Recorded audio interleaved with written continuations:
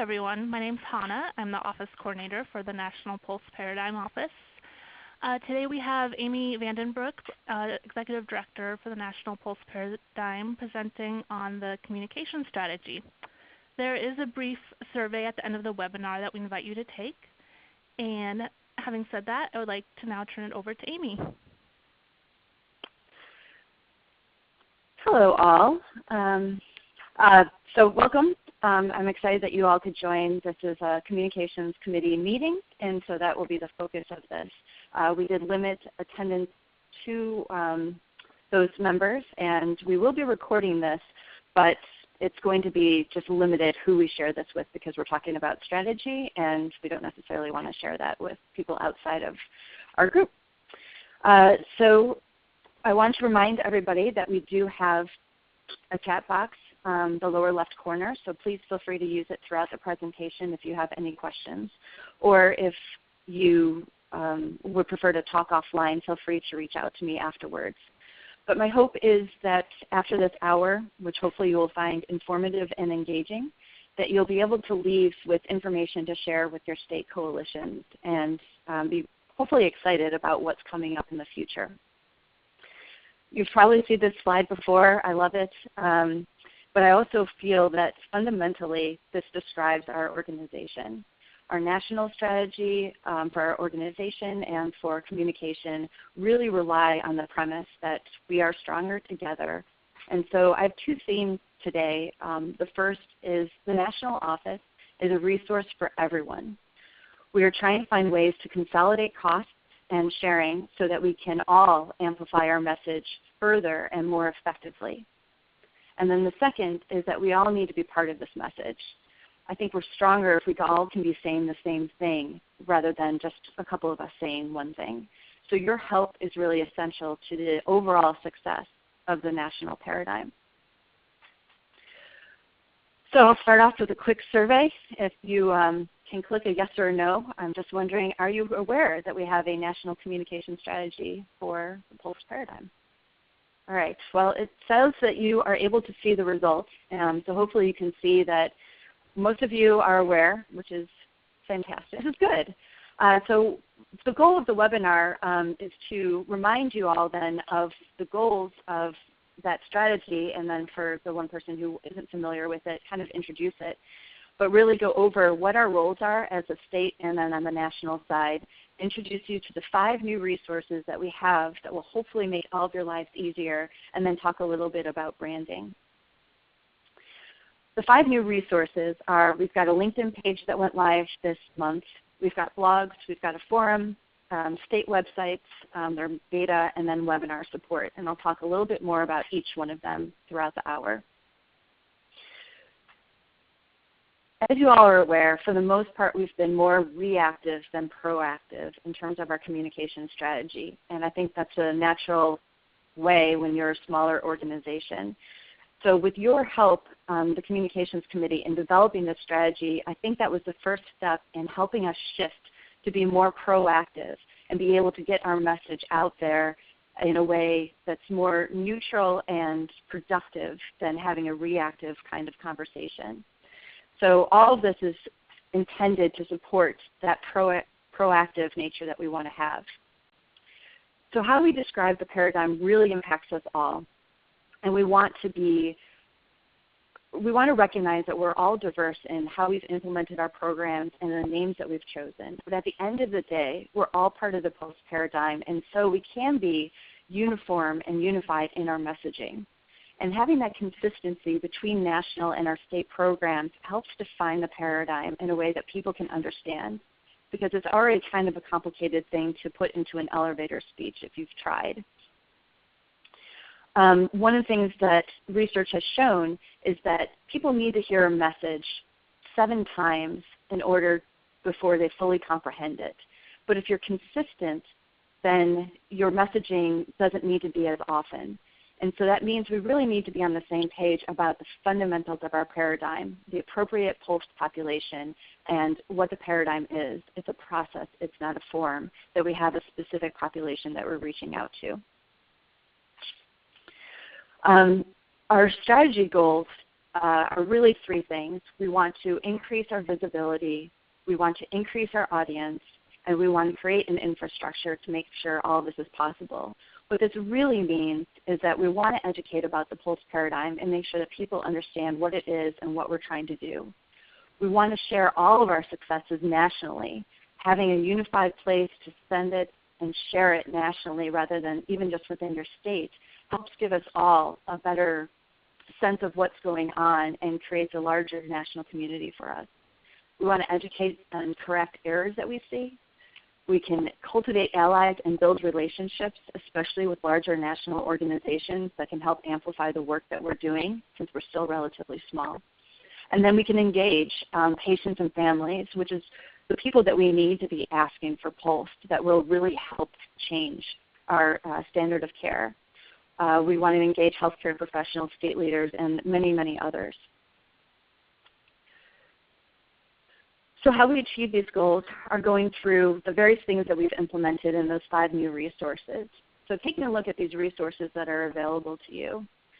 First, obviously our newsletter. Hopefully you're all familiar with that. We produce approximately 10 newsletters per year. Sorry, I'm backing up here. 10 newsletters per year, and that includes information on new resources, news, latest research, and then successes that have been going on at the state level or other information or documents that we think might be of value to you. So hopefully you've encouraged everybody to sign up for it. There's 2 ways to sign up online. If you look over here, this is what you can find in the footer of our website. And then over here, this is a way to sign up that's in the top right-hand corner on many of the pages in the website. And we currently have over 1,500 subscribers, which is awesome, but we can continue building on that. Our next resource is social media. So our goal of this is to create that single national audience. Instead of having 50 state audiences, to pull everybody together to focus one place where they can get all this news about POLST. That's not to say that you can't have your state social media platforms, but we really want to encourage people to be focusing in one area and kind of get their information. So that means we want to collaborate, we want to centralize, we want to build our national content so that we've always got something to share. And that really amplifies all of the social media accounts that we've got. Another way of looking at it is we really want to just pull all this information from you, from the things that we hear about nationally, and then from our external partners. And I think at the end of the day, this makes us all look good. We have more content to share, so there's a reason for people to actually be looking at it to us. If you do something within your states, you're getting national attention, which is awesome because you're doing great work. We all win because we're having an opportunity to educate, share, and learn from each other and see what other states are doing. And then, of course, we help build those external relationships. When people see that we're sharing their information, they're more likely to follow us and then share our information, and that gets us into a whole new audience who might not be familiar with POLST, which ultimately is to our advantage. So another quick quiz. Have you liked National POLST on Facebook? 100% said yes, and 60% said no. All right. So I know that not everybody is on every platform. But hopefully for those of you on the communications committee, hopefully you're encouraging people to be on Facebook, to be on Twitter, and if they are on those platforms, to be looking for National POLST. So if you're not familiar with us, this is what our Facebook page looks like. So hopefully approachable, and we share information on that on a pretty continuous basis. But you can learn about us, you can see some photos, and you can definitely see information. So please find us and like us and encourage others to do the same. Another quiz, how many of you follow us on Twitter? So it looks about 50-50 with that. 50-50, yeah, our Twitter page looks like this. I think Twitter is a great way that I've seen to connect with other organizations, especially at conferences. People seem to like and follow us a little bit more when we participate. So that's wonderful. Hopefully, again, encourage people that might be on the Twitter universe to be looking at National POLST. And then the last quiz that you'll get for a little while is, are you already a member or would you like to be a member of our LinkedIn group? All right, so that's pretty good. We have people that are definitely interested. which is wonderful. So this is our LinkedIn. We have 50 members as of last night. There might be a few more, and I'm sure that we can send out a link to this committee of people that might be interested in joining. But the idea here, again, is that we're sharing news and different articles with one another and making sure that people are aware of different things going on, taking that Google alert to the next level of just having a forum in which we can talk about it. So those are our social media accounts, and I'll talk a little bit more about LinkedIn later. Our third resource, though, is, of course, our newly updated website. We went live in August. So we're still adding content and information. And hopefully all of you have been on and been able to see that we do have a difference. If you click here for professionals, this happens to be the patient information page. We tried to make it more approachable for the lay public to learn about POLST.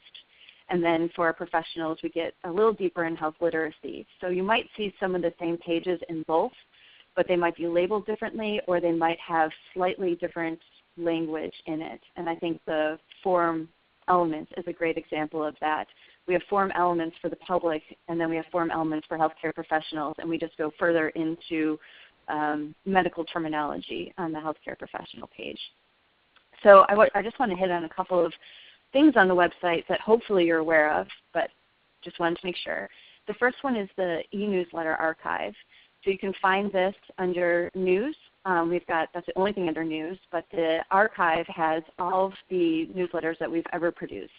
And you can see the date of them. You can click on this to actually get the full e-newsletter. And then we put our key elements of that newsletter in there. When you do search, it's pretty easy. You start typing, and it starts already whittling down what you might be looking for. So it's pretty easy to find different elements. The next page is policies that I want to point out. This is under About and then under Governance. But we put all of the policies that the National POLST Paradigm Task Force has approved on this page to make it kind of easy if you were looking for something, for example, our Death with Dignity, distinguishing that from POLST.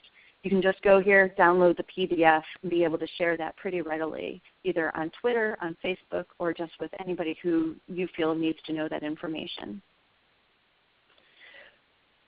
We have videos. We had them on the last website. We just want to combine them into the same place and make them easier to view. So under Resources, Videos, and this is a drop-down menu, but essentially we've got our webinars, our patient stories, and our POLST education videos, all easy, hopefully easier for you to find what you're looking for and to direct people to them. We're always looking for more patient stories, so if you run across folks with a good story, let us know and we can help make sure that it gets documented. This is the most effective thing that we have for trying to influence legislation, to be honest. People always want the individual story. We have a really improved map, and I just want to point out a couple of features. If you're on the map page, you're able to now download the current state status as a PDF and then downloading the map as a PDF. If you want the PowerPoint, you still need to come to us. But these were two documents that people ask the national office for routinely. And so hopefully it makes your life easier that you can access those 24/7. The other thing, our map key itself actually gives you the numbers, again, something else people asked for, of how many states we have at the different levels. The one thing to be mindful of is that all mature, this 19 also includes these 3. So these numbers don't add up to 100. Also because we include Washington, D.C., 50. And also because we include D.C., it's 51 that we're actually monitoring. It's not as obvious, but if you click on any of these, it'll have a pop-up that describes what do we mean by non-conforming or what do we mean by developing. So it's a quick way to access how to interpret the key on the map. And then the map itself, if you click on a state, you can easily see in the upper left what the status of the state is for Georgia, and then we have all the contact information. But at the bottom for each state page, we've added additional information, the program name, if you've got a website, when the state got started with POLST, when they were endorsed or when they were mature, and then legislative information. And these aren't pending bills. This is legislation that's actually passed. So it's pretty easy to find a statute. If you know where the state is, you can just click on that. Our FAQs, So we've got FAQs kind of all over the website. We have formal patient ones, formal healthcare professional ones like this, where you can click on it and you can look at the single question, or you can click on Expand All and it opens all of the questions. But you'll also find that on our, for example, Advanced Directive page, there is a section with frequently asked questions just pertaining to advanced directives on that page. One feature that you may not have noticed on these pages is at the bottom, we have this print button that isn't that obvious, but if you click it, it will actually expand all questions and put it on a PDF that you can print out that also has the national logo on it. So it turns it into a document that is somewhat formal that you can then share with others. And so I wanted to make sure everyone was aware of that. Our library, just a note that we've added document dates. So if you're looking for something, this is obvious from the title, but for some of the other documents, such as other state forms, you can see when they were last updated or what version that you're looking at. And that's just another source of information. We also, in our library, have the National POLST Social Media Guide for POLST Advocates. You were all given a copy of this at our conference earlier this year, and this was created by our small subgroup of social media folks. And I wanted to make sure that you all remember that it's still out there for guidance and for you to download and pass on to your committees. We have form elements. I mentioned this earlier, but I think it's useful. Again, it's under About and Form Elements. It really describes what we're looking for and how to look at a POLST form. It obviously takes a generic section A, B, and C, but it really talks about what the intent of those sections are. And that might be useful information to send people to if they're not familiar with the form or they want to know a little bit more about how these forms break down. And then finally, describing the POLST paradigm, under About and Media information, we have a couple of resources that are intended to be just helpful in a moment's notice. So if you need a quick way to describe the paradigm, we've got a short form that you can cut and paste and a long form. And that's certainly something that you can add to or send on to folks from media that might be asking you for those kinds of descriptions. You don't need to come up with it from scratch or search a document. We've got it right there. We also generally have other media information. Again, this is a drop-down menu. We've got support information, POLST Paradigm experts. This is kind of like a speakers bureau. So if you get called from some media source that you don't feel comfortable asking, you can send them to this page. And it lists out who they can contact information, and a short bio, and then fast facts that you can pass out. This is our support page, again, under media information, but we added resolutions from organizations that support the POLST paradigm, and then other entities have supported us, but maybe not as formal as a resolution, and so we've listed all of those out as well. Again, hopefully a source for people that might be getting pushback in their states.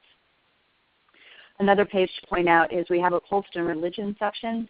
Again, on the patient page as well as the healthcare professionals page. And here we've just kind of called out articles, mainly from the Catholic Health Association, that are supportive of POLST. So if you have pushback from any religious entity, you can kind of direct them here, and this can kind of walk them through. Of course, we've got our paradigm fundamental document that was created by the task force, but then we have other external support. On the website, we have our national website that we're adding content to, but we've also got the state websites that we're working on. And the idea being that they are part of the national website, but they have their own look and feel from a state perspective. We're working with Virginia and Georgia right now to get a sense of what they would like to see. They both have websites in process and been working on their projects, and they offer to help us develop these beta sites. Right now, we're identifying options based on cost and support.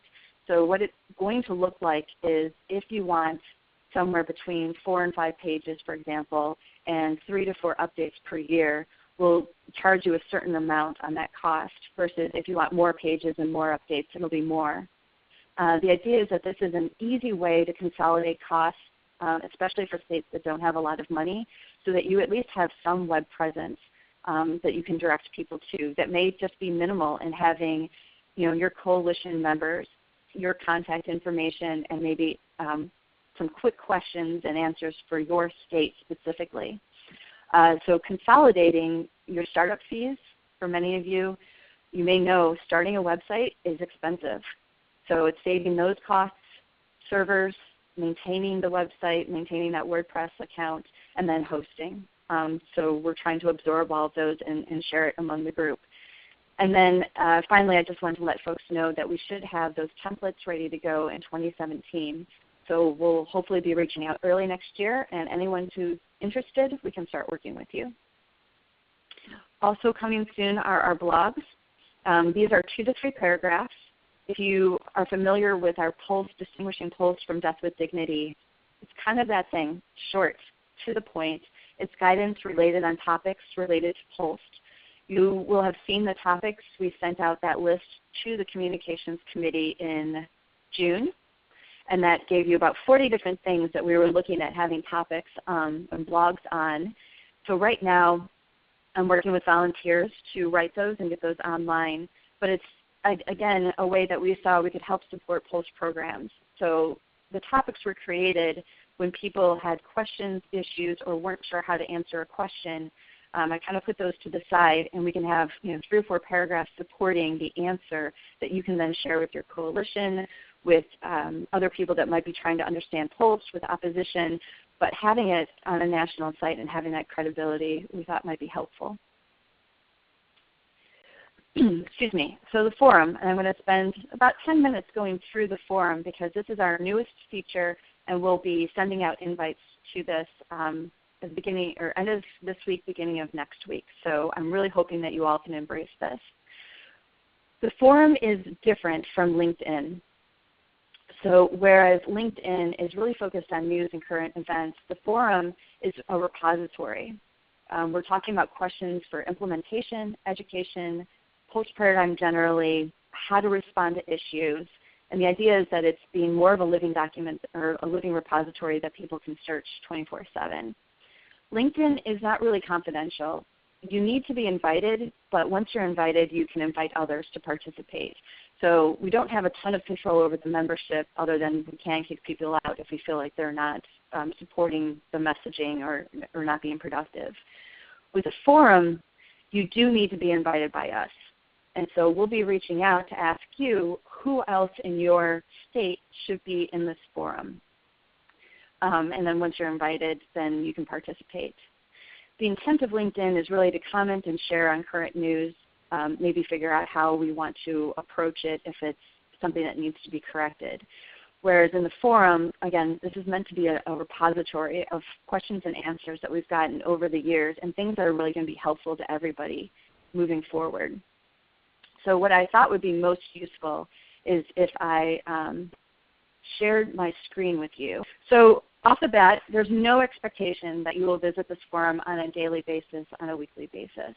Instead, we're hoping that you'll see it as a resource, that when you have a question for the national office, you can, before emailing us, maybe check here and see if that question has already been asked. You can either find the answer, it might be something close, and so you can continue the thread, or you can start a new topic. If you email us, that's fine. We'll still answer, but chances are we might answer in the forum, or we might take that conversation and still put it into the forum so that others might be able to find it in the future. I'm going to run through an overview on how to use it. I'm hoping that it's pretty intuitive. I didn't need to do anything formal on my end to understand it, and I'm hoping that it'll be similarly easy. So again, this is invitation only. We will send you an invitation, and literally that is a link that you click on. And when you click on that link, this is the screen that it takes you to. You don't need a password. As long as you are using an online service associated with that email address, so Facebook or Google, you're able to get into this. If you use a different email address, then you can't access it. But if you do want to set a password, you would want to go up here, and this is where your personal information is, up in this upper right-hand corner. So you can click on Preferences, and this is where you can set everything. So your name, obviously the email address, but you can set your password here if you wanted to put one on. Otherwise, looking at the forum itself, this is the opening page. So you can see the topics, on this side, you can see the categories here, and they're color-coded. That hopefully makes it a little bit easier. And then over here you can see the activity. So you can see that this topic had 4 replies, and that the last time it was looked at was 9 days ago, or 12 days ago, or 2 years ago. That gives you a sense of how recent the activity was on it. If you want to view a full list of the categories, you go up to Categories. And this gives you the full list that we currently have. We may extend this, but I tried to pick out the ones that made the most sense. Within each of these, it gives you a general sense of what the questions are in that. So for example, communication, it's questions related to our strategy, or social media, interacting with media. Hopefully these are kind of obvious from the titles. But if you ever wanted a little bit more information, when you click on the category, you can always find about the communication category, and you go into read more, and it gives you a little bit more information. It also gives you documents. So you can download our full digital communication strategy and the state overview that was provided to you. To go back to that first page, you just click in the upper left-hand corner, the National POLST Paradigm. So you can scroll through this to see topics. You can go into categories to see what's covered under them, or you can go up here to the search bar. And the search bar, an example that we have, is looking for diagnosis. So once I start typing, it pulls up any topic or within the topic where the word diagnosis appears. And so I'm going to click on Diagnosis of POLST Forms. This form was populated by taking all the emails that we've gotten over the last, we'll say, 6 years that we have on our, within our drive, and turning them into form questions. And the way I went about doing that is I took the question that was originally asked. If it wasn't obvious, I made it a little bit more obvious with the question. This one happens to be, should we list a diagnosis of the patient on the form, whether or not we should include that? And that's an interesting topic. It's come up a number of times. This question went to a number of people, and so the answers that we got, first, that there was no definitive answer from the task force, but this is a compilation of how the different task force members replied. And then because we got a specific answer that referenced Louisiana, I put that one separately. I really tried not to call out anyone specific or to call out a state unless it was absolutely necessary, just because when people were answering, they may have answered to a number of people, but they probably weren't ever intending for their answer to be on a forum. But nonetheless, their answers had value to everybody. So that's why you'll see, first off, that all of the questions and answers are all by the administrator. We wanted to make sure that this forum had something here before we invited you to participate in it. So you'll see information already, but you can add to it. So you can hit reply either to the initial question, to any of the responses, or you can hit reply below. And when you hit reply, it'll pop up at the bottom, and you can type an answer here. So some features to look at is when you're typing, one, if you type in a hyperlink, on this side you type in the information, but on the right side, this is what it's going to look like when you post it. So just typing in a web address, this is automatically hyperlinked, and if I clicked on it, it would open the POLST website. Another way of hyperlinking is to press this button that says hyperlink when you hover over it, and you can cut and paste and put it there if you'd like. Other options, if you highlight a word, you can bold it or you can italicize it. And I wanted to point out that, again, in this area where you're typing, you see that there's other marks that were put on it, and that's from a coding perspective. But on this right side, you'll see what it looks like, again, when you post it. So you'll see that it's bolded or that it's italicized. So I will abandon that. So if you are going through and you are looking for something and just don't see a topic or that it's out there, and that's entirely possible, you can always start a new topic, and that's also hopefully easy. When you click on New Topic, this is what pops up. You'll need to come up with a brief sentence. So for example, Q Toolkit Review. And because we are finishing up that toolkit and I'm looking for volunteers, this is the list of categories. And again, it reminds you what things are in those categories. So I'm going to scroll down to volunteer opportunities. And I have previously typed this, but this is what I want to post about, and I want to make sure that I highlight the title of it and italicize it. So you see I typed on the left, but on the right this is italicized and that it looks like a list, which you can do here. You can make it numbered here, and then if I wanted to, I can add an emoticon. We have plenty of options. So once I've done all of that, I can just click Create a Topic. And that automatically appears in the category of volunteer opportunities, and anyone is able to reply to it. So if we go back up to POLST Paradigm, we'll see that this is the most recent topic. It was introduced less than a minute ago, and that was posted by A. So you can certainly set this up. If you are interested in following a topic, for example, POLST as a neutral document, you can click on this. If you're interested in following a category, you can click on it. In the upper right-hand corner is this circle. And in it, you can choose whether or not you want to watch it. You can track. You can watch for a first post. You can do these different things. And if you click on it, it'll remind you up here, because it's no longer that open circle, it's just an I or an exclamation point. It'll remind you that you're watching it. Now you can always change the settings by, again, going to your name and going to settings. If you keep on scrolling down, this is where you can set up different things. You can set up how often you want to receive emails.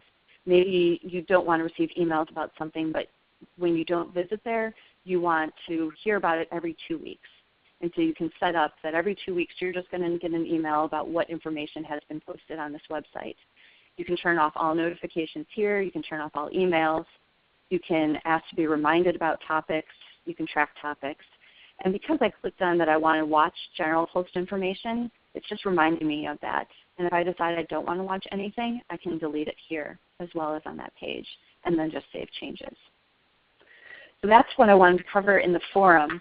In the questionnaire that you get after this webinar, we'll ask you if you wanted more information or more in-depth time on the forum once you've had an opportunity to look at it. And I'm happy to go through another overview of the forum or answer more specific questions at a different time. So continuing back on,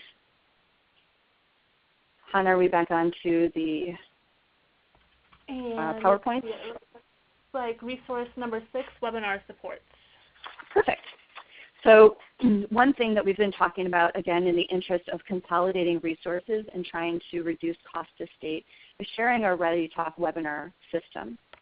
So we have webinars on a monthly basis, or we're trying to do on a monthly basis, and we're going to continue to do that. But we know that states are interested in doing webinars as well, and that it can get costly, especially if you need a lot of people to attend or if you want to record it. So we're setting up a process where you're going to be able to ask to use our webinar, and we can help with that entire process. And you'll be hearing more about that in the beginning of the year. But if you have interest now, contact Hannah, and we can give you information on it.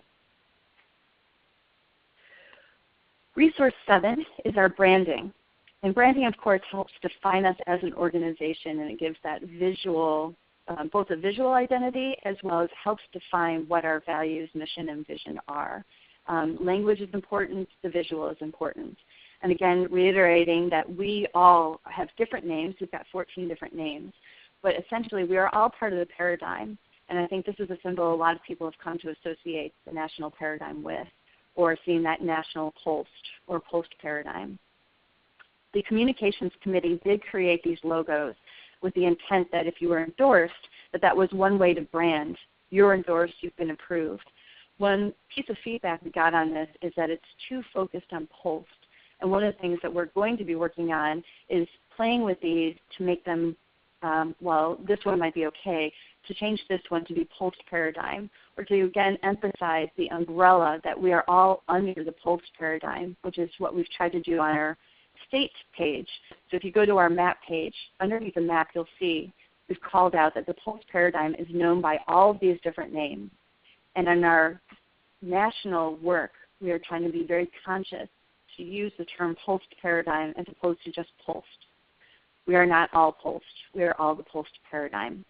And so that we want to be more inclusive, and that's why we want to change that language. So those are the resources. I want to turn this over to Pat for a moment to talk about the Communications Committee. So Pat, if you want to unmute yourself. Thanks, Amy, and thanks for taking us on this tour of all the work. And it's a wonderful opportunity for me to say thank you to members of the Communications Committee who have really actively participated in creating the vision that Amy outlined. So long ago when we started the Communications Committee, our original goal was really to be inclusive and engage all of the states, no matter what level of development they were on, and for us to be able to have a vehicle to be able to communicate the message about POLST and recognize that many of the state leaders were busy in terms of implementing the program. And so we reached out to every state leader that was involved to bring together the opportunity for the committee to exist. And so I want to thank you because you have helped to create not only many of the vision for social media when we had no social media presence, help with not only the current website but the prior website. And also, one of the important tools that we created as part of this committee were the core elements of POLST paradigm education. So all of that was very important, and I want to thank people for their active participation. As we are moving, and I think this committee knows, to a new strategy for national POLST, we have found that now that we have a communication strategy and the national POLST will engage all states, we see that there's a need to reframe how we want to basically deal with the communication issues that we have at hand that Amy has outlined. In one respect, we need to have a very nimble committee that is basically a group of experts that can respond on a regular basis and an ad hoc basis. The need to have regular communication committee meetings to disseminate information has really been replaced by the vehicles that Amy has outlined, beginning by the newsletter that I'm hoping that all of you are reading. And I know you have a lot of information that comes past your desk, but also disseminating to members of your team across your individual states. The latest is really the forum that will have another opportunity to disseminate information. And frankly, as Amy and I have talked about the future for National POLST and really respecting people's time and not cluttering calendars, but to really refocus people's efforts in terms of active participation, for instance, by writing a blog.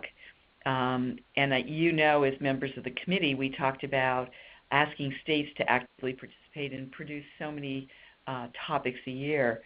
So at this point, we think it's a good opportunity as we're moving the national POLST to a different level and separate and distinct, that it's a time for us to disband the Communications Committee as we set it up with our goals, because we've come to the point where now we have our communication strategy. We will have a small committee which will not necessarily recognize the need for all states, because that will be part of the design and framework for national POLST, but rather one that are communication experts that will respond. Amy mentioned the social media guide, and subsequent to the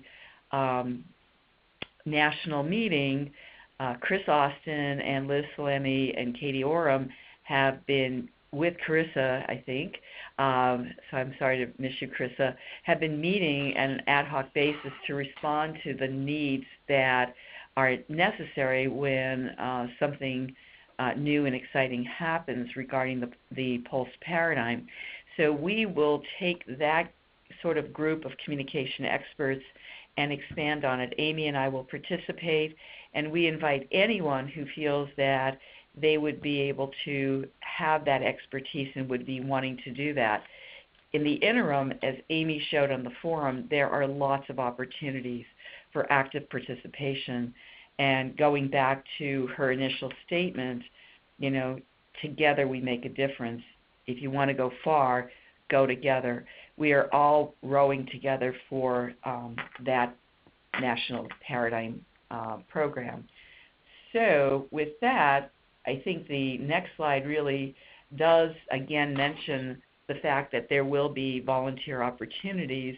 I would encourage us to all go to the forum, set up your particular preferences in the way Amy outlined it so that it fits into your daily work. We respect what you have done so much because this is an add-on into your daily routine. And we really want to be able to expand the volunteer opportunities and not just clutter your calendar with calls that will not be productive. But you have helped to produce what Amy just talked about. So thank you from the bottom of my heart, because this is near and dear to me professionally and personally, but also on behalf of Amy and everyone else who's working on the move to the national office. So Amy, I'll turn it back to you. Thank you, Pat. And I want to echo a thank you to everyone who has participated in the Communications Committee so far. We really wouldn't be here today without the work that you've done. And I just appreciate your willingness to share what you've learned today with the rest of your coalition. The question was asked about the forum. We are going to be sending invitations to all of the state leaders that we have currently listed with us, and that includes the communications leaders, anyone that is listed on our website as a contact, and then people that we know are leaders. Aside from that, if somebody is interested, either we want you to let us know, or that person can just email us at admin@polst.org, or just Hannah or I directly. Again, because we want this to be a very open place where we can talk about things that might be sensitive and not wanting to broadcast them. We want to make sure that we know who is in our community, which is why we're trying to keep it so tight. So I'm happy to answer questions, and I can do that while I give you the last survey. There will be one more from the webinar just about how things went, but I'm just wondering if anybody wants to do more based on this last hour. But if you have questions, put them in the chat button or say what you'd like to do, or you're certainly free to leave at this point and share what you've learned. You will be getting a link to the forum sometime within the next week. So one thing I failed to mention, Amy, in terms of logistics is that the committee should not expect to get any future notices for meeting. We will use this as the last meeting for the Communications Committee in 2016.